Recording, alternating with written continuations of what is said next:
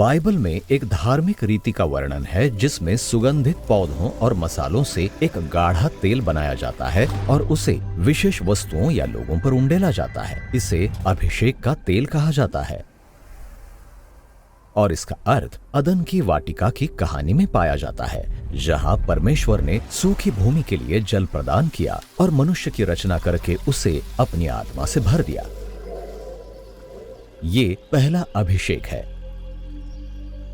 तेल एक तरल पदार्थ का प्रतीक है। ये जीवन के जल और परमेश्वर के आत्मा का मिश्रण है, जिसका उपयोग किसी व्यक्ति या स्थान को स्वर्ग और पृथ्वी के बीच एक सेतु के रूप में दर्शाने के लिए किया जाता है।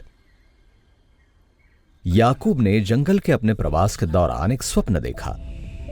उसने स्वर्ग की ओर चढ़ती हुई एक सीढ़ी देखी। जब वो जागता है तो वो उस पत्थर का अभिषेक करता है जिस पर वो सोया था और उस स्थान को परमेश्वर का घर कहता है।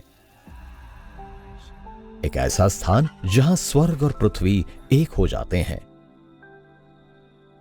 इस्राएलियों ने जंगल में मिलाप वाला तंबू बनाया। जब ये बनकर तैयार हो गया तो उन्होंने तंबू का तेल से अभिषेक किया और इसे एक ऐसे स्थान के रूप में दर्शाया जहां परमेश्वर की स्वर्गीय उपस्थिति पृथ्वी पर उतर आई है।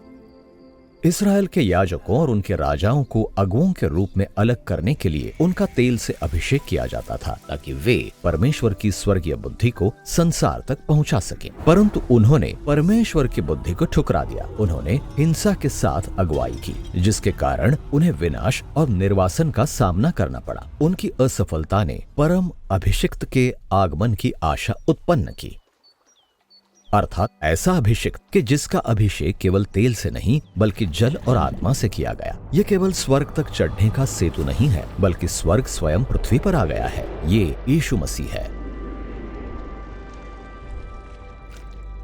एक नाम से बढ़कर मसीह एक उपाधि है। इसका अर्थ है अभिषिक्त। वो नया मनुष्य, परम याजक, सार्वभौमिक राजा है।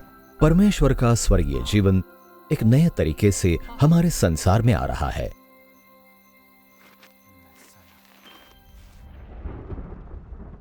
एक आश्चर्यचकित कर देने वाले तरीके से। और जब यीशु मरे हुओं में से जी उठा तो उसने अपने अनुयायियों के द्वारा अपना अभिषेक संसार में फैलाया। मसीही शब्द मसीह से निकला है, अर्थात ऐसे अभिषिक्त लोग जो अभिषिक्त का अनुसरण करते हैं। वे परमेश्वर के आत्मा की छाप पाए हुए लोग हैं ताकि पृथ्वी अधिक से अधिक स्वर्गीय जीवन से भर जाए।